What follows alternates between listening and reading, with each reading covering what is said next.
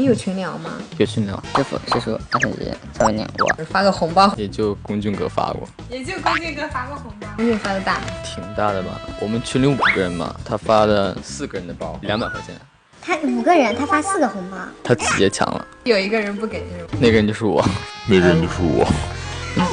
每次吵到的就是你。